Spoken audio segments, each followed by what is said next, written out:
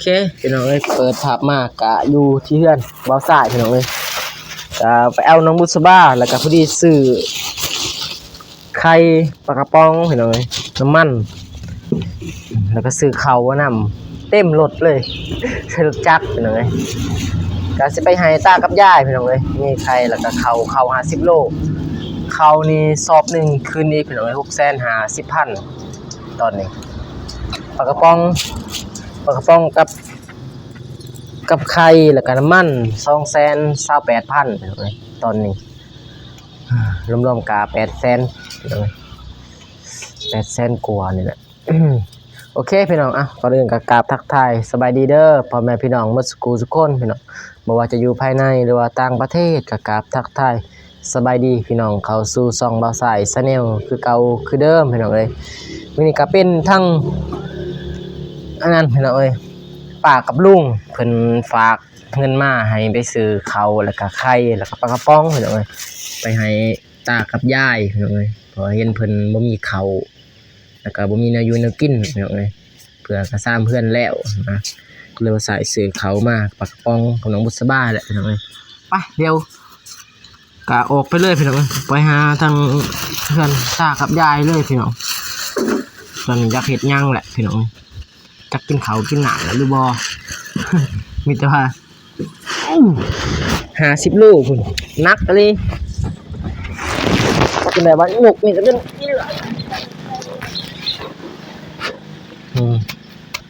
โอเคไปน้องขึ้นรถ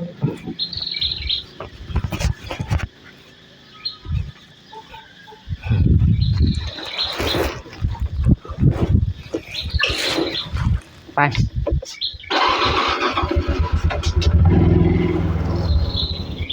ไข่ลืมเอาไข่เป็นบ่ถือ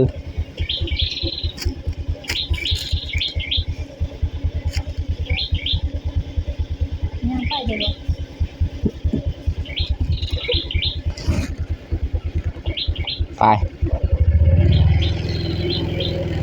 ใส่เขาพี่น้องเอ้ยต้องได้ขี่รถนะโอ้เพื่อนตากับยายอยู่พูดลังสุดหมู่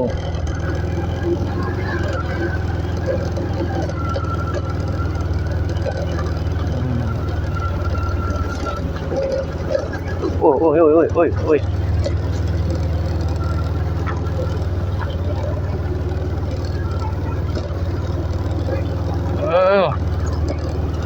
สวัสดีเด้อ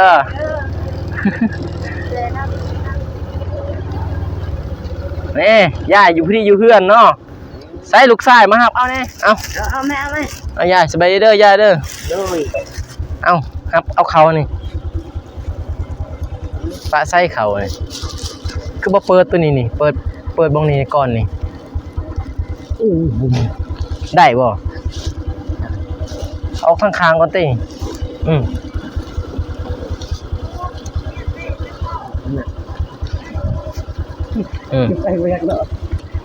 50 โลได้ฮะบ่แม่นน้อยๆได้ปะนี่จะได้ไก่กินได้จังหน่อยนี่ปะถึงนี่ได้บ่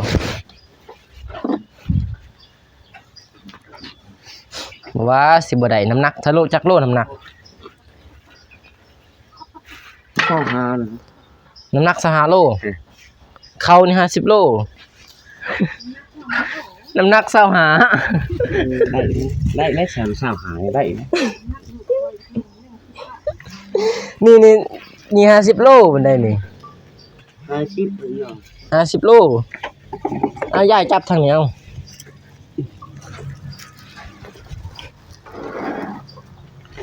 ได้ว่าเขาไปกันเลยจ้ะบางคนเลย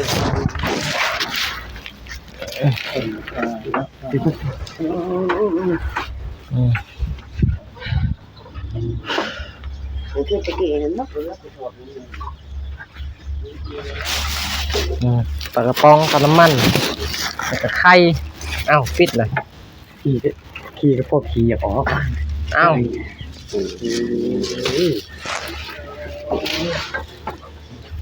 มันฝึกนี่เดี๋ยวใหญ่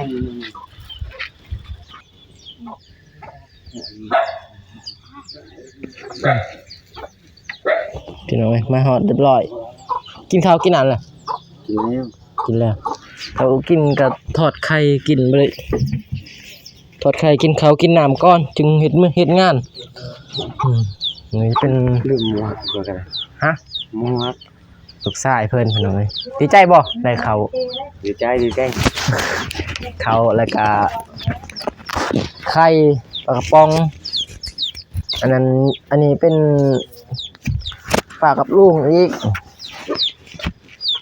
เพิ่นฝากมาให้ซื้อข้าวกับไข่เพราะว่าเห็นว่าบ่มีข้าวหมดแล้วบ่ข้าว เขาเจ้า ข้าวกินนี่แหละ อันนั้นเขาเจ้า ข้าวเจ้าข้าวเหนียวหมดแล้วบ่หมดแล้ว เต้นอยู่ไรกันเลย อืม เต้นนวดเสียง ผู้ยายเพิ่นเฮ็ดหยังอยู่หั่น เวทเทียดผักเทียดที่ขึ้นมาไหลก็ใจเขาขัว ใช่หั่นมาอยู่ในกินเพิ่น นี่ก็จะขัว ปลอดภัยก็ได้ข้างหน้า โอ้ใจเขาขัวเลยผักมันจะ อิหยัง เทียด เครียดโอ้สิกินข้าวบ่นี่ ว่าจะแต่งก็จะปั่นตื่น อืม เฮ็ดแต่เสาเป็นมะม่วง เฮ็ดแต่เช้าพุ่นเนาะ เลย อืม ยังวันก็ยังวันต้ม อันนี้อันนั้นข้าวสาร50โลแล้วก็ปลากระป๋องไข่แล้วก็ค่าน้ำมัน อันนี้จะเป็นป้ากับลุงนี่ได้เพิ่นฝากเงินมาซื้อข้าวเห็นอันนี้ก็ป้ากับลุงอยู่ฝรั่งเศสพุ่น โอ้ยพลังเทพอีกโอ้ หลายเด้เพิ่นช่วย เออ นี่ก็เข้าจักหน่อยอีกเพิ่นช่วยที่อยู่ที่นอนอีกแห่งหลายจักหน่อย นี่เพิ่นให้ซื้อข้าวมาก่อนเนาะ เลย ซื้อข้าวเพราะเฮือนตากับยายบ่ทันแล้วนี่รอท่าเบิ่งเฮือนแล้วนั่นแหละดีใจบ่ ดีใจเลย จักมื้อกินข้าวนี่ โอ้ยมันเจอกันนี่แหละบ่ซึ่งคลิปก็แม่น11 12วันมาจากเพื่อมามื้อนึงนี่3ตัว3ก้า 3ก้า เลย โอ้โห 3ก้านี่ซั่นนี่ 3คนนี่ว่า11วันสอบหนึง50โลนี่บ่ฮอดบ่เดือน บ่ฮอดใดบ่ฮอดมึงเชื่อเดือนนี้มึงเชื่อฮอดนะบ่ได้ช่องบ่ได้ 3เดือน สิรับพุ่นแหละ 3เดือนหนึงเนาะ เดือนหนึงมึงเชื่อ อืม มันนั่นแหละ 3เดือนหนึง เอามากินเขาสิมีว่ามันคือกันบ่ถึง2เดือนได้แต่เดือนหนึงกับเดือนหนึงเชื่อ2-3มื้อหมด อืม เขาเลยหมด2-3มื้อสิยังขายฉะนั้นถ้าเป็นสิยังมื้อก่อน อืม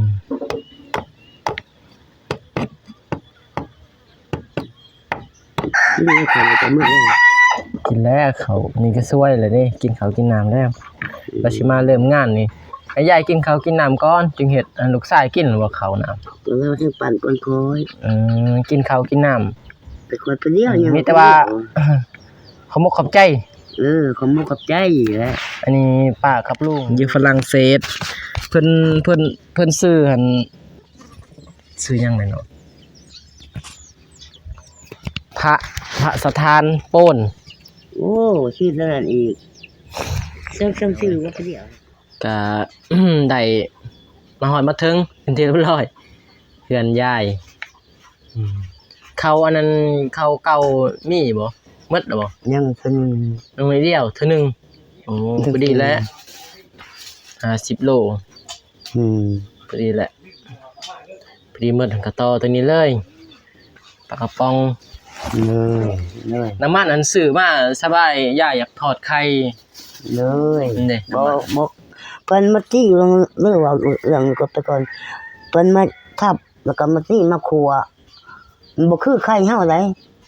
เป็นเตะเละเลยไข่อันนี้ อืม แบบมันกันเฮาแกง คันมีน้ำมันมัน เฮ็ด บ่เป็น บ่เป็นจ้าไข่อันนี้จะไปเฮ็ดคือกันไข่เฮาไข่เฮายังเป็นก้อนเป็นหน่วยเด้อันนี้เป็นหนามเมื่อเป็นตะก้อยเป็นกัวฮะแล้วก็คือไข่เฮาซะก่อนไข่ไก่เฮาบ่ได้หมุนหมด ใส่น้ำมัน บ่มีน้ำมันแล้วเพิ่นย้อนเพิ่นเฮ็ดนั่นน่ะฮะบ่มีน้ำมันขัวเลย กลัวมันมันก็แนวนั้นแหละไข่ หากมันบ่คือไข่เฮายังว่าเป็นก้อนได้เป็นเม็ดเป็นหน่วยเป็นไหนเป็นนั่นเลยได้ไข่ตัวนี้บ่เป็น เป็นไข่ตลาดเนาะ มีแต่จะจื้นกับจะต้มได้ อืม คันต้มบ่สุกก็บ่ตั้งใจโตไข่แดงก็เป็นครึ่งแดง อืม เสิร์ฟกิน คอยบ่ มีแต่ว่าเฮ็ดได้เฮ็ดกินแล้วได้เฮ็ดได้ก็ เฮ็ด สุดยอดเฮ็ดกินได้ก็ให้ได้ ไข่ ตามไก่ คือไก่ลาดเฮาอะไร มันบ่คือแล้วเพราะมันเป็นไข่ไก่อันนั้นอยู่แล้ว แม่นแล้วตัวนี้สิซื้อก็ ถ้าสิ เป็น ซื้อ ไก่พันธุ์แหละ ถ้าสิซื้อไข่ไก่ลาดมันก็บ่มีขายแหละ แม่นแล้วไก่ลาดจังนั้น นี่สิหันซื้อยันแต่1ระดับ200,000พุ่นจ้ะ ไก่ลาดฮะ มันบ่มีขายเลย โอ้ นะเพราะว่ามันบ่เป็นบ่แม่นสิเป็นบ่แม่นสิไข่คู่มือมันไข่แล้วมันก็ผัก คือไก่อันนี้ไก่นี่มันไข่คู่มือไข่คุมมีหลายตัวก็หลาย นี่ก็จำนวนเงินไทยหนองไหลเบิ่งเขา600,000หาแล้วไข่ อันนั้นก็ได้อันนี้ แล้วไข่ปลากระป๋องน้ำมัน228,000 874 78,000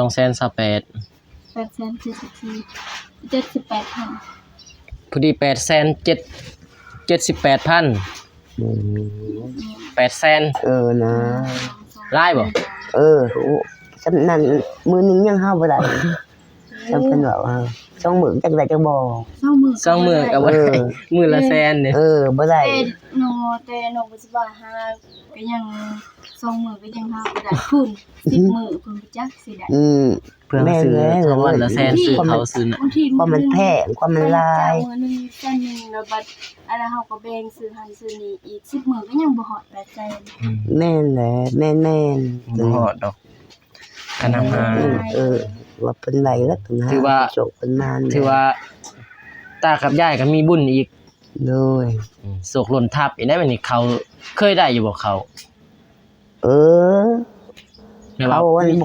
แม่ว่ามีบ่สะพานบุญทำให้เขา คือว่าชื่อหั่นบ่ทันชื่อบ่ทันได้แล้วเขาชื่อนี่ ท่านได้แบบนี้ได้แต่ข้าวเจ้า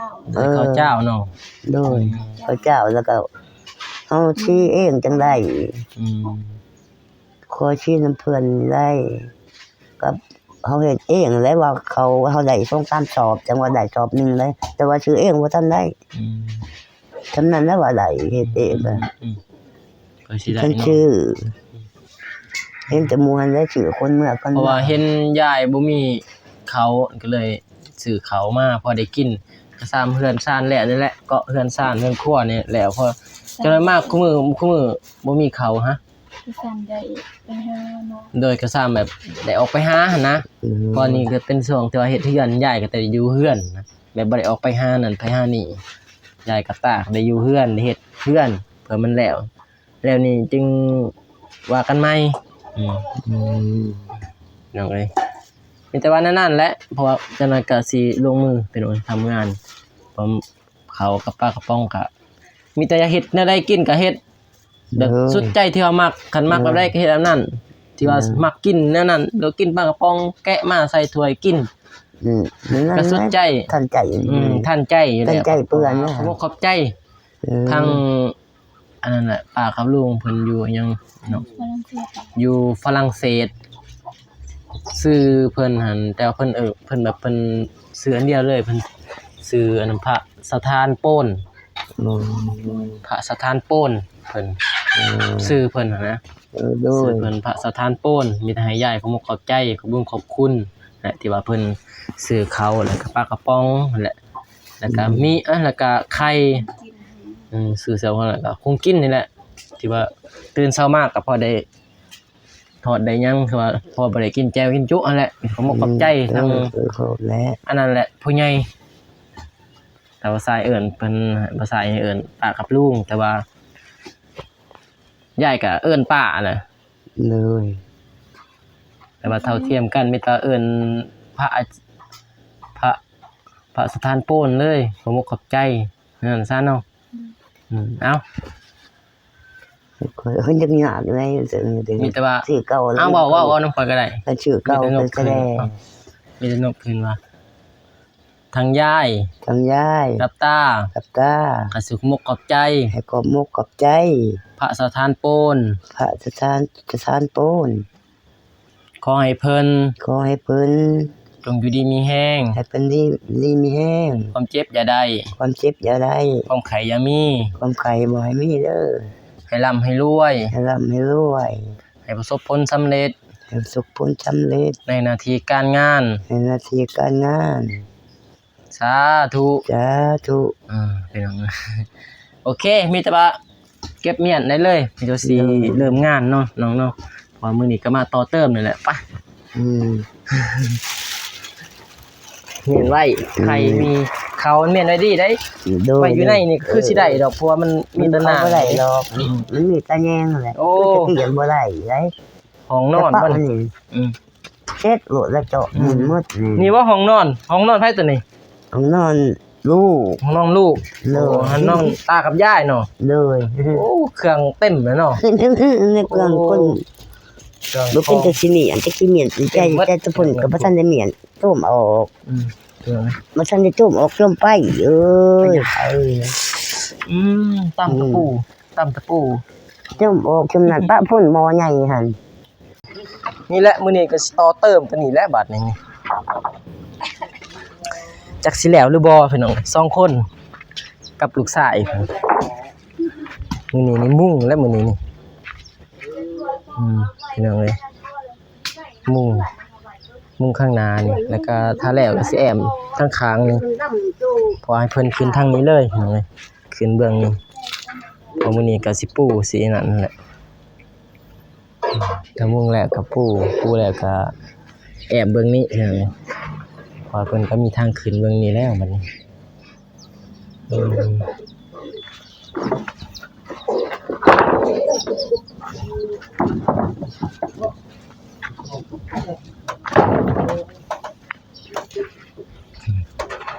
บุษบาเตรียมโตเริ่มงานได้บัดนี้พี่น้องเอ้ยมาไม่แป้นก็ยังอยู่ไม่แป้นเก่ามีแต่ถ้าบ่พอก็เอาออกมีแต่ถ้าผู้คนครัวเนาะไม่แป้นเก่าโอ้ต่อเติมเวียกงานนั่นแหละพี่น้องเอ้ย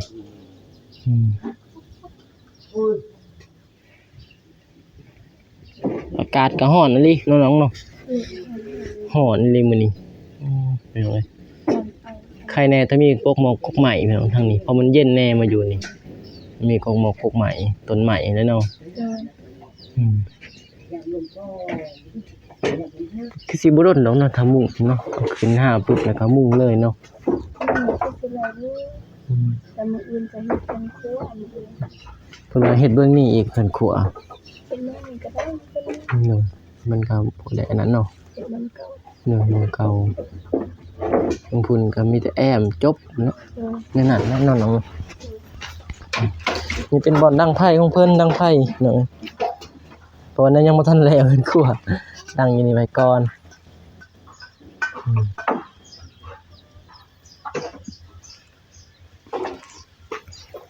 ถือว่าแค่ดีใจน้ำยายเนาะน้องเนาะ โอ้ยดีใจ แต่บ่มีน้องบุษบาเนี่ยบางทีบ่มีเด้เพราะว่าดึงน้องบุษบามา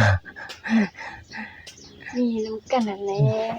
อันนั้นมีถ้ามีน้องบุษบามาถ่ายมาเล่ามาเว้าเดี๋ยวนะมาถามข่าวนะเพราะน้องมันถามถูกตรงประเด็นมันก็เลยมีถ้าสมมุติบ่าวสายถามอาจสิบ่มีก็ได้เพอเฮาถามบ่าวสายถามแบบผู้หญิงคือกันมันถามบ่อยากถาม